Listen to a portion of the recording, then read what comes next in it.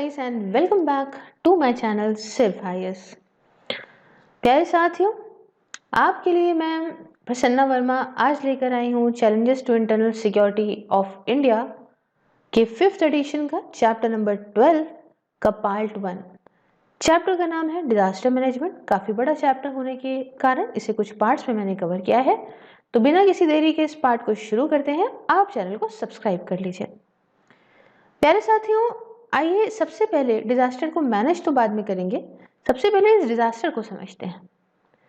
देखिए, डिजास्टर की simple term में एक डेफिनेशन ये समझ लीजिए कि जब समाज की, सोसाइटी की जो आम जिंदगी है उसमें कुछ बदलाव आ गया, अचानक से रुकावट आ गई और साथ में क्या हुआ कि उनकी प्रॉपर्टी भी डैमेज हो गई, इसके साथ साथ उनकी जिंदगियां, है ना, लोग मरे किसी वजह से, है ना, कोई ऐसा इवेंट हो गया, कोई ऐसा कारण हो गया, कोई ऐसी आपदा आ गई जिसकी वजह से सडन डिस्रप्शन हो गया, नॉर्मल लाइफ चल रही थी उसमें रुकावट आ गई, इसके साथ साथ वहाँ की प्रॉपर्टी डैमेज हो गई, लोग मर गए, या ऐसी चीज़ हो गई कि जो नॉर्मल सोशल मैकेनिज्म चल रहा था, इकोनॉमिक मैकेनिज्म चल रहा था, लोग जा रहे थे, काम कर रहे थे, आ रहे थे, खा रहे थे, ये इस हद तक जो है वो टूट गया, खराब हो गया कि वो अपने तरीके से, मतलब अकेले खुद अपने बिना किसी सहायता के नॉर्मल वापस से होना उसका मुश्किल था। अब जैसे सपोज करिए कि आप यूं करके जा रहे हैं,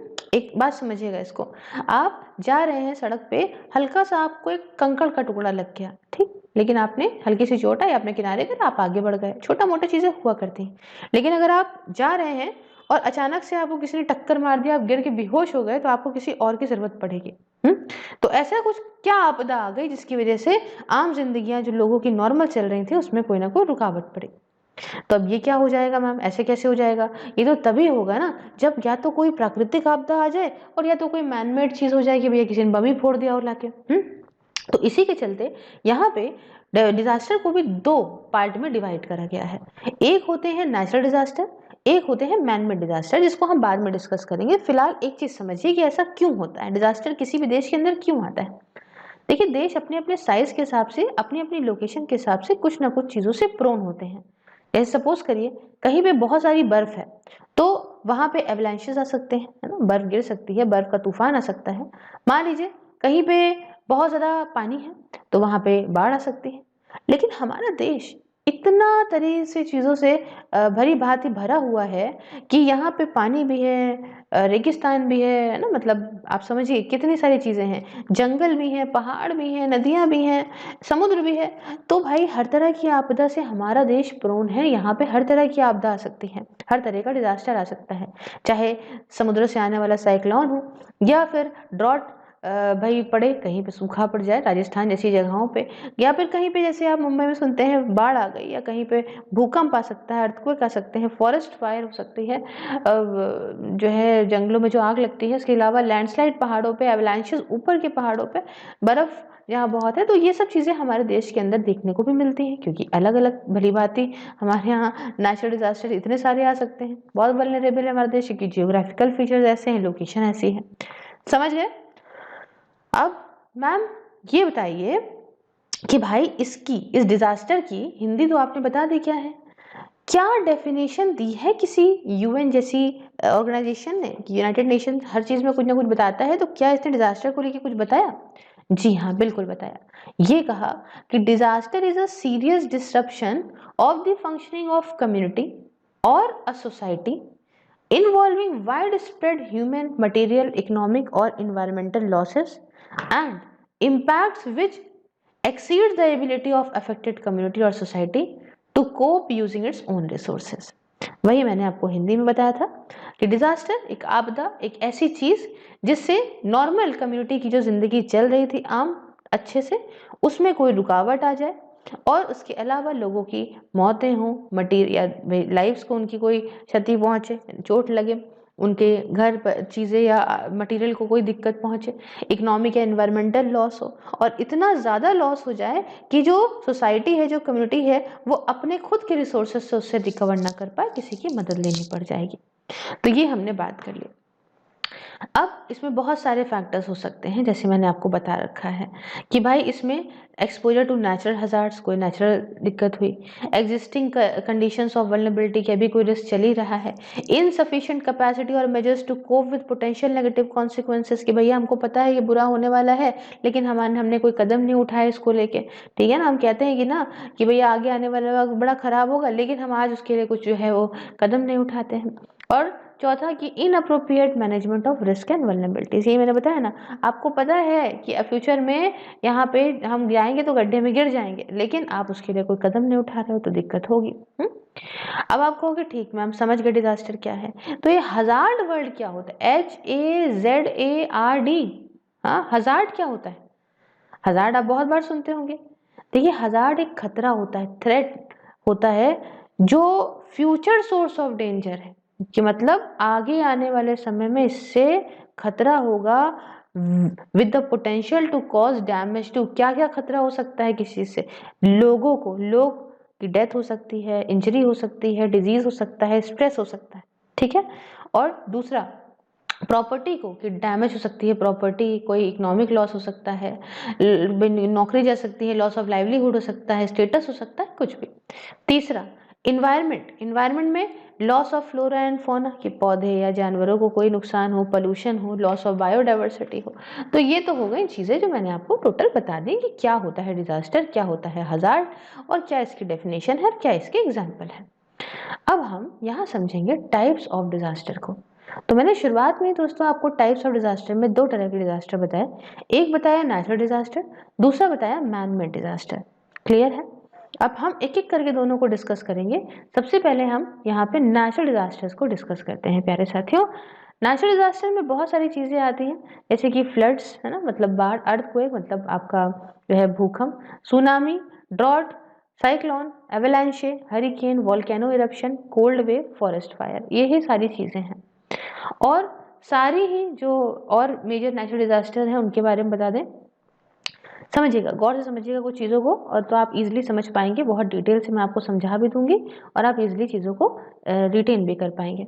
देखिए अब यहाँ पे आपको मैं कुछ चीज़ों में, यहाँ लिखा नहीं है लेकिन कुछ चीज़ों में आपको मैं डिवाइड करके चीज़ें बताती हूँ कि किस तरीके से कौन सी आपदा कहाँ आती है। देखिए कुछ पानी से आती है, कुछ भू से आती है, मतलब ज़मीन से आती है ना। तो कौन कौन सी आपदा कहाँ कहाँ से आती है, कुछ मीटियोलॉजिकल होती है, क्लाइमेटोलॉजिकल होती हैं, बायोलॉजिकल होती हैं, उसको हमें समझना बहुत ज़्यादा ज़रूरी है। तो आइए ज़रा हम थोड़ा सा सही से इनको कैटेगरी में डिवाइड करके आपको समझाते हैं। सबसे पहले अगर हम बात करें जियो फिजिकल, इन्हीं में से सब मैं डिवाइड करूंगी लेकिन थोड़ा डिटेल से बताऊंगी, तो आप किताब से उसको जो है वो मैच कर लीजिएगा, लेकिन यहाँ मैं अच्छे से बताऊंगी ताकि आपको ज़रूरत नहीं पड़े। देखिए इसमें तीन चीज़ें हैं, फैमिली, मेन इवेंट और शॉर्ट डिस्क्रिप्शन। अब एक एक करके बताऊंगी क्या है। पहली फैमिली जो है वो है इसके अंदर जियो फिजिकल, जियो फिजिकल। अब ये जियो फिजिकल में कौन कौन से डिजास्टर आते हैं मैडम, देखो इसके अंदर जो मेन इवेंट्स होते हैं वो होते हैं अर्थक्वेक। अर्थक्वेक क्या मैंने बताया, भूकंप। भूकंप कहाँ से निकलता है, जमीन से ना, तो बहुत सारा mass movement of earth materials होगा यहाँ पे भूकंप। अब ये भूकंप से क्या हो सकता है ना, अब देखो जब धरती हिली तो धरती हिली तो क्या हुआ, पहाड़ में लैंडस्लाइड आने का डर हुआ कि नहीं हुआ, ऊपर से खूब पहाड़ गिट्टी आने लग गए नीचे, तो लैंडस्लाइड हो सकती है अर्थक्वेक के बाद। उसके बाद urban fires triggered by earthquake, अब जानते हैं अच्छे से है ना, आग लग सकती है अर्थक्वेक के बाद। लिक्विफैक्शन, लिक्विफैक्शन मतलब the transformation of partially water saturated soil from a solid state to a liquid state cause by earthquake. तो ये दिक्कत हो जाती है ना, सॉलिड से लिक्विड में हो गया, ये बहुत तेज से लिक्विफैक्शन हुआ। चौथा कि बहुत भारी मात्रा में अर्थ का मटेरियल, यूजुअली वही मैंने कहा कि मतलब पहाड़ है या कहीं भी ऐसी जगह है जहाँ से ऊपर से नीचे खूब भारी मात्रा में गिट्टी गुम्मा सब गिरने लग गया, तो ये भी एक खतरा है। उसके अलावा surface displacement of earthen material due to ground shaking triggered by earthquake, भैया क्या हुआ कि सरफेस पे जो है वो जो है दिक्कतें होने लग गई है ना, अर्दन मटेरियल जो है वो वही जो है वो हिला, और यहाँ से हो सकता है कि जो है ऊपर की आपने देखा होगा क्रैक आ गया, जमीन पे कोई दिक्कत हो गई। तो ये तो हमने बताया जियो फिजिकल में पहला क्या है, पहला है अर्थक्वेक। अर्थक्वेक की वजह से क्या क्या हो रहे हैं वो सब मैंने आपको बताया। अब दूसरा इसी के अंदर मेन इवेंट जो है वो आता है वॉल्केनो, ये भी देखिए जियो फिजिकल के अंदर ही है, याद रखिएगा। अब वॉल्केनो आया, अब वॉल्केनो में क्या है, देखो वॉल्केनो की वजह से अब क्या हुआ, वो जब लावा निकलेगा भड़ाक से तो surface displacement of earthen material होगा। अब यहाँ से जो है वो जो भी अर्दन मटेरियल है उसके जो है वो इधर से उधर होंगे, क्यों, क्योंकि भैया जमीन हिलेगी, है ना, वॉल्केनिक इरप्शन की वजह से। और जियोग्राफिकल इवेंट इस तरीके का जो भाई जैसे ये है, मान लो वॉल्केनो है ना, तो यहाँ ओपनिंग है, अब यहाँ पे कुछ हुआ, यहाँ से जो लावा निकला अर्थ के सरफेस पे जो लावा आया, वॉल्केनिक इरप्शन हुआ, लावा निकलेगा, उसके साथ भैया ऐश निकलेगी, है ना, राख निकलेगी, गरम गरम जो है वेपर निकलेगी, गरम गरम गैस निकलेगी, है ना, उसके साथ साथ पायरो क्लास्टिक मटेरियल निकलेगा। तो ये सारी चीजें हैं। अब जब धुएं के साथ जो क्या कहते हैं ऐश निकलती है, जो राख निकलेगी, तो ऐश फॉल भी होता है, मतलब इसे लहर बोलते हैं।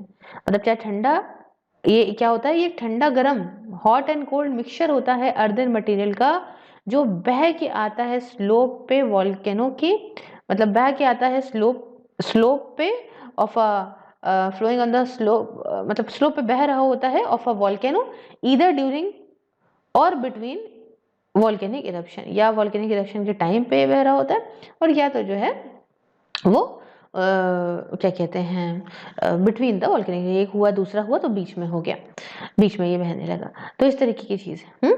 अच्छा, तीसरा क्या है, लावा फ्लो। अब लावा तो बह के आता ही है वॉल्केनो में।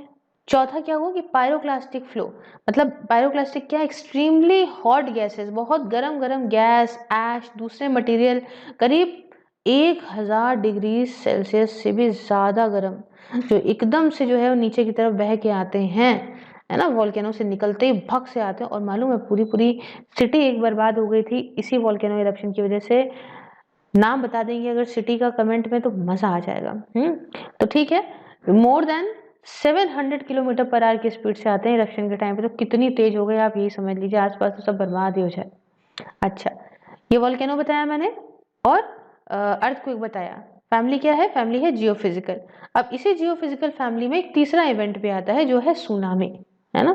तो सुनामी क्या है, सुनामी एक सीरीज ऑफ वेव्स है ना, सीरीज ऑफ वेव्स हैं with long wavelength while travelling across the ocean length, है ना। अब ये क्या हो रहा है कि भाई इसमें क्या है, ये वेव्स है। अब इसमें क्या हो गया कि बहुत तेज तेज चलने वाली वेव्स हैं। ये क्यों जो है जनरेट होती है मैसिव अमाउंट ऑफ वाटर, अगर मान लीजिए आ गया थ्रू अंडर वाटर अर्थक्वेक, पानी के अंदर भी जानते हैं भूकंप आता है, तो उसकी वजह से एकदम से, या पानी के अंदर भूकंप आ गया, या आप जानते हैं पानी के अंदर वाटर वॉल्केनो इरप्शन भी होता है, लैंडस्लाइड भी, किसी भी वजह से अगर एकदम से पानी बहुत तेज चलने लगेगा तो इससे ऊपर जो है वेव से फर्क पड़ेगा, और इस वजह से इन्हें कहते हैं सुनामी, जो बहुत तेज स्पीड में चलती हैं ओशन के अंदर, बट जैसे ही ये शैलो वाटर में पहुंचती हैं ये धीमी हो जाती हैं, और जो वेव्स हैं वो स्टीप हो जाती हैं। तो ये जो है सुनामी का कारण होता है। समझ गए आप जियोफिजिकल मैंने क्या बात करी। नेक्स्ट फैमिली जो सेकंड है वो है हाइड्रोलॉजिकल। अब हाइड्रो क्या कहता है, पानी कहता है। तो पानी का मतलब हो गया यहाँ पे दो इसके अंदर मेन इवेंट आएंगे। पहला क्या है, फ्लड। वैसे तो बहुत सारे हैं, मैं आपको जो दो मेन है इवेंट्स उसके बारे में डिटेल से बताती रहूंगी। देखिए मेन इवेंट में एक फ्लड हो गया, बाढ़ आएगी, और एक दूसरा क्या होगा, लैंडस्लाइड। अब पानी की वजह से दो चीजें और हो सकती हैं, फ्लड आ सकता है और लैंडस्लाइड आ सकती है। अब देखिए कैसे समझते हैं, शॉर्ट डिस्क्रिप्शन समझते हैं। पहला है एवेलांशे।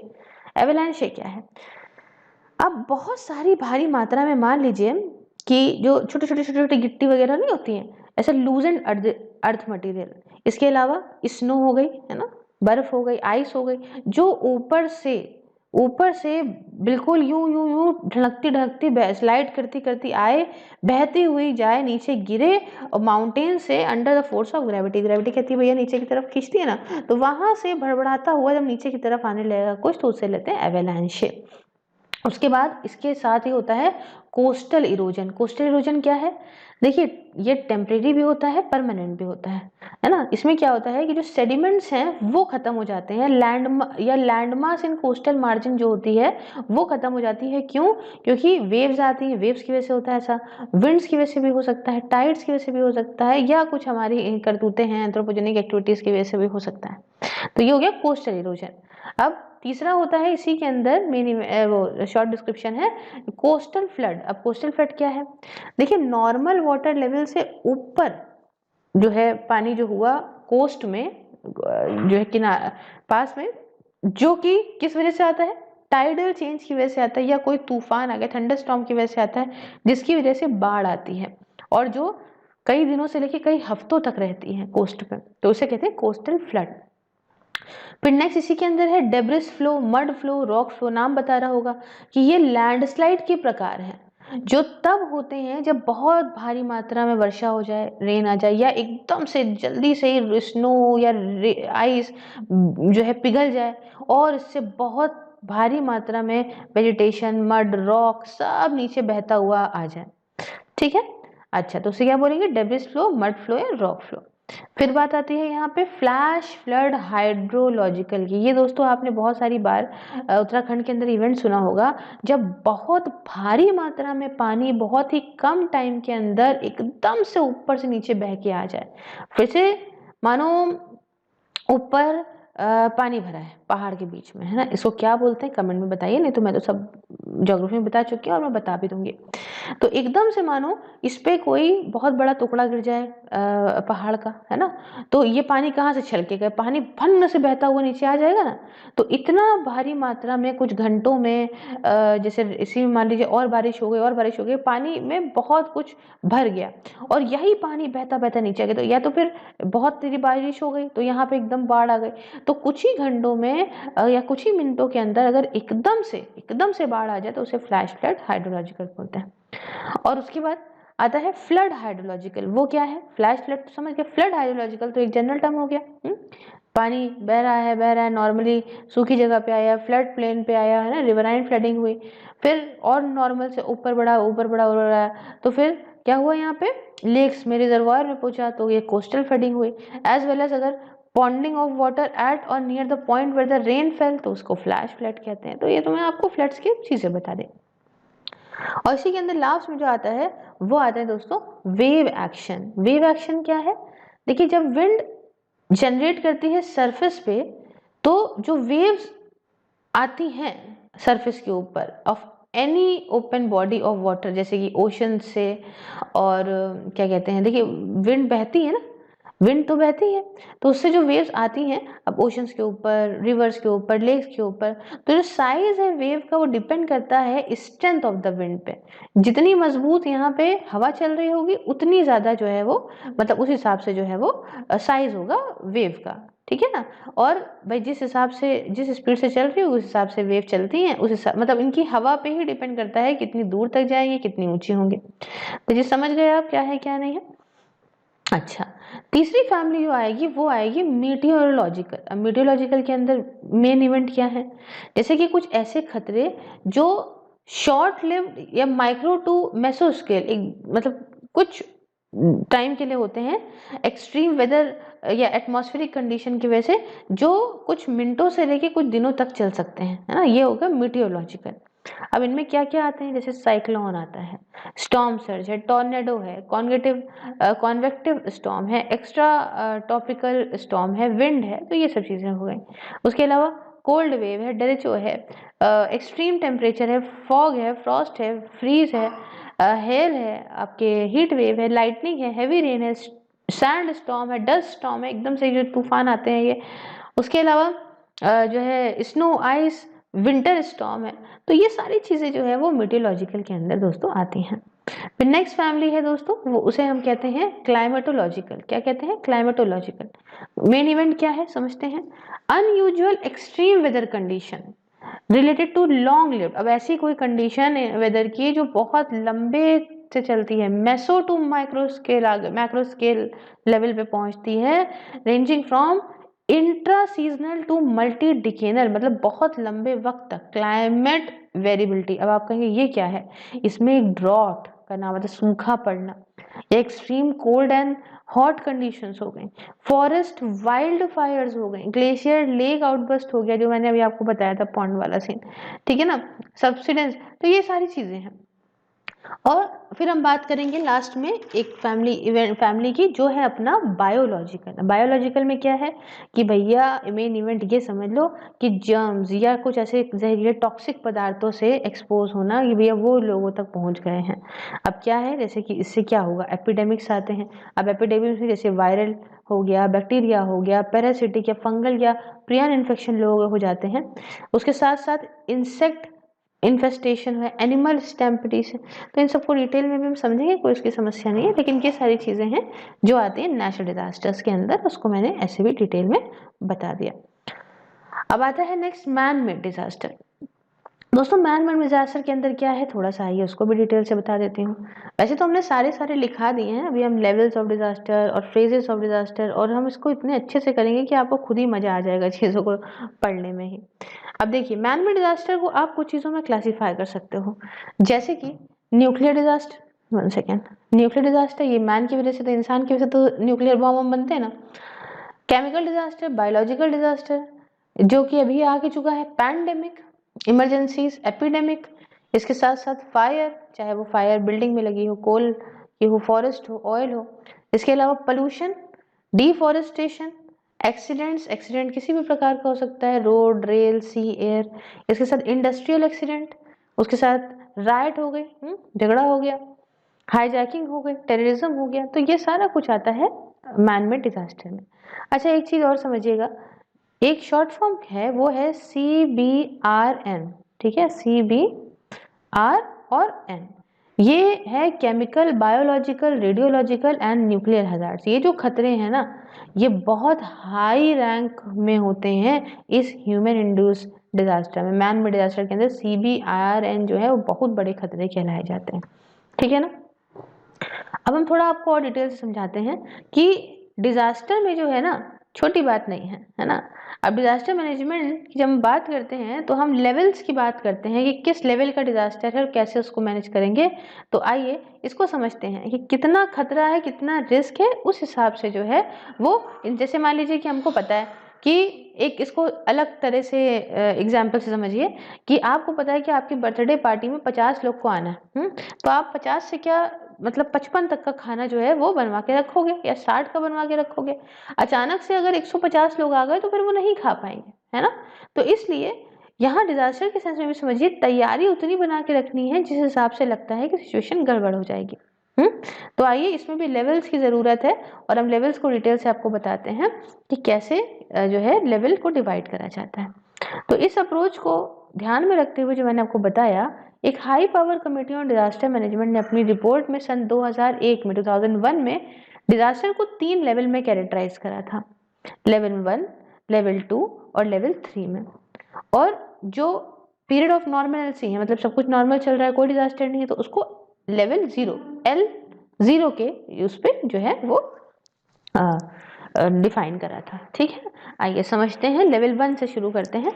देखिए जो लेवल है डिजास्टर का, जो मैनेज हो सकता है विद इन द कैपेबिलिटी, मतलब जो भी रिसोर्सेज अवेलेबल हैं, जो कि जो जितना आदमी समर्थ है डिस्ट्रिक्ट लेवल पे, कोई डिस्ट्रिक्ट लेवल पे जितना भी आदमी समर्थ है, उस लेवल पे अगर उसकी कैपेसिटी के हिसाब से डिजास्टर को मैनेज करा जा सकता है तो उसको लेवल 1 के अंदर रखते हैं।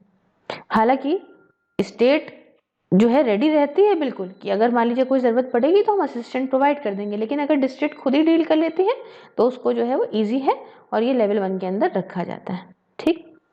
अब हम बात करेंगे लेवल 2 के डिजास्टर की। तो ये इंपॉर्टेंस दिखाता है डिजास्टर की उन सिचुएशंस की जिनमें असिस्टेंस की जरूरत पड़ती है कि आप फटाफट से रिसोर्सेस लाइए स्टेट लेवल से।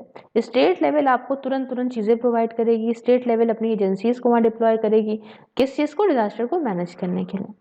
उसके अलावा यहाँ समझिए कि इसके ऊपर कौन है, सेंट्रल। तो सेंट्रल यहाँ पे एकदम देख रेख रखेगा कि अगर कोई ज़रूरत पड़ेगी तो हम फट से चीज़ें प्रोवाइड कर देंगे, डिप्लॉय कर देंगे अपने लोगों को अगर स्टेट को ज़रूरत पड़ेगी। लेकिन यहाँ पे अभी स्टेट लेवल से, स्टेट पे मैनेजमेंट हुआ जा रहा है, स्टेट के लेवल पे। तीसरा है लेवल 3। ये क्या है, अब ऐसी कोई सिचुएशन जो बहुत ही बड़ी है, बहुत बड़ा डिजास्टर है, जो नहीं झेली जा रही है स्टेट और डिस्ट्रिक्ट के लेवल की अथॉरिटीज से, है ना, तो वो सब सेंटर उसको देखती है।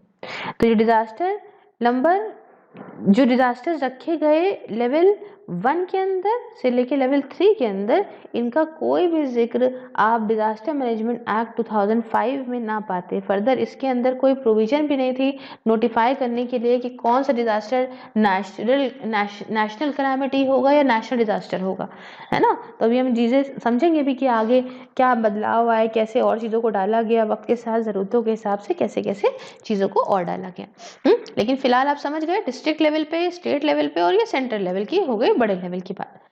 आप समझते हैं फेजेस ऑफ डिजास्टर मैनेजमेंट। देखिए अब आप होता क्या है कि डिजास्टर को मैनेज करना है, कोई दिक्कत नहीं है, लेकिन भाई उसके क्या फेज हैं।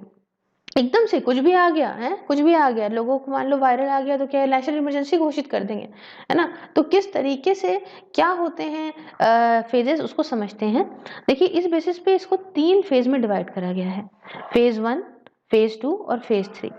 फेज 1 वो फेज है जब बिफोर द क्राइसिस की हम बात करते हैं, मतलब अभी क्राइसिस आई नहीं है तो रिस्क को कैसे रिड्यूस करे रहें, खतरे को कैसे कम करे रहें। तो इसमें मेन चीज आप समझ रहे हैं कि बंदा प्रिपेयर होके रखा हुआ है, तैयारी पूरी है, प्रिपेयर्डनेस। ये ऐसा टाइम होता है दोस्तों जब खतरा है, बहुत ज्यादा रिस्क है और कुछ कदम उठाए जाते हैं, जैसे कि भैया ऐसा ना हो, है ना, रोक सको, क्राइसिस कैसे भी रुक जाए। और एक्चुअल मतलब प्रिपेयरिंग फॉर एक्चुअल अकरेंस, अगर मान लो हो भी जाती है तो मैं तो है तैयार है उस सिचुएशन के लिए, ठीक है ना।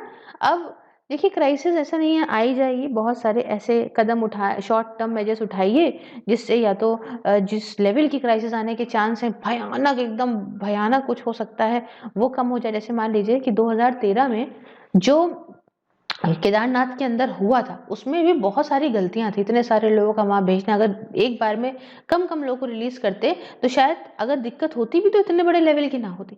तो इसलिए इंटेंसिटी को या कम कर दे, स्केल को रिड्यूस कर दे, या वो आए ना, इस चीज की तैयारी करें, समझ। अब देखिए जिस तरह से फॉर एग्जाम्पल कि अगर हमें किसी एरिया को मैनेज करना है तो उस एरिया को आप कोड्स में, जोन में डिवाइड कर दो, बढ़िया ड्रेनेज सिस्टम हो वहां का ताकि फ्लड आने के चांसेस कम हो जाएं, अवेयरनेस हो लोगों में कि भूकंप आए तो कैसे ही बाहर भाग जाएं, खुले में आ जाएं, है ना। पब्लिक एजुकेशन बहुत जरूरी है। तो इन सब चीजों को आप जो है ऐसे कदम उठाओ ताकि चीजें उतने बड़े लेवल की खराब ना हो या खराब ही ना हो। फिर आता है phase 2। Phase 2 during the crisis. अब क्राइसिस के टाइम क्या हुआ, अब आ गया, अब मुसीबत सर पे आ गई, तो इसको आप रिस्पॉन्स कैसे करोगे, है ना। तो इमरजेंसी रिस्पॉन्स की बात करें, जब क्राइसिस एक्चुअली हो रही हो तो जो लोग इससे अफेक्टेड है उनको फटाफट से कम झेलना पड़े, कम से कम लाइफ का लॉस हो और फटाफट से उनको जो है रिस्पॉन्स मिले ताकि उनकी दिक्कतें सॉल्व हों। तो इस फेज के अंदर कुछ प्राइमरी एक्टिविटीज जो है वो ऐसी बनती हैं, जैसे कि इवैक्यूएशन, कहीं कोई लोग फंस गए उनको वहां से बाहर निकालो जल्दी जल्दी। सर्च एंड रेस्क्यू, मान लो कोई दब गया है, कहीं पे कुछ हो गया तो उसको ढूंढ के बाहर निकाल के तुरंत जो है उसको वहां से लेकर आओ। हाँ, या मानो कि जो है कहीं किसी बिल्डिंग पे कोई कहीं पे भी फंस गया है तो उसको निकाल लो। उसके तीसरा कि भैया बेसिक नीड से आदमी खाने के बिना मर जाता है, इस जगह फंसता है। केदारनाथ में आदमी खाने की वजह से बहुत से लोग मर गए। तो फूड, क्लोथिंग, शेल्टर, मेडिसिन, दूसरी जो भी जरूरत की चीजें हैं लाइफ को अफेक्ट करती हैं, तो उन सब चीजों का बिल्कुल मुहैया कराया जाए, उसको तुरंत अवेलेबल कराया जाए। फिर जब मुसीबत चली गई, जिंदगी भर तो रहेगी नहीं, मुसीबत चली गई, फेज 3 आया, पोस्ट क्राइसिस क्या करना चाहिए ये समझते हैं। क्राइसिस की स्पेलिंग गलत कर दी। तो अब पोस्ट क्राइसिस में चीज आती है रिकवरी की। अब जो हो गया उसमें रिकवरी, रिहैबिलिटेशन और रिकंस्ट्रक्शन आता है। और जैसे केरला में फ्लड आई थी कुछ साल पहले, रिकवरी कैसी कि भाई ऐसा कुछ काम करो जिससे जो भी रिस्क था, फ्यूचर रिस्क था, वो कम हो, कि अभी क्या दिक्कत हो गई जो इतनी मुसीबत आई तो फ्यूचर में ना हो, इसको जो है कम करो। उसके अलावा ऐसी कुछ चीजें करो कि उसके साथ 2 चीजें और करो, जैसे कि रिहैबिलिटेशन। अब इसमें क्या है कि टेम्परेरी कुछ पब्लिक की जरूरतों के हिसाब से चीजें बना दो, है ना, वहां पे रह सकें वो, ताकि भाई लॉन्ग टर्म रिकवरी रहे, है ना। वहां पे जो भी बैकग्राउंड में उनके साथ परेशानी हुई है तो सॉर्ट आउट हो जाए। और रिकंस्ट्रक्शन, अब देखिए कुछ डैमेज हो गई तो इंफ्रास्ट्रक्चर डैमेज हो सकता है, बिल्डिंग कोई टूट जाए या हो सकता है रोड टूटे, जो भी दिक्कत हो उसको प्रॉपर तरीके से जो है डैमेज चीज़ों को वापस से जो है कंस्ट्रक्ट कराया जाए, है ना। तो ये सारी चीज़ें इसके अंदर आती हैं। तो इस लेसन के अंदर हम इतना ही पढ़ेंगे। नेक्स्ट पार्ट में हम जो कवर करेंगे वो करेंगे एलिमेंट्स ऑफ डिजास्टर मैनेजमेंट से। आई होप आपको लेक्चर अच्छा लगा। If yes then please do like, share and subscribe. You can also watch videos on Facebook, all the links are in description box. You can also help me in my work by pressing this join button and joining my membership. Have a nice day. Take care.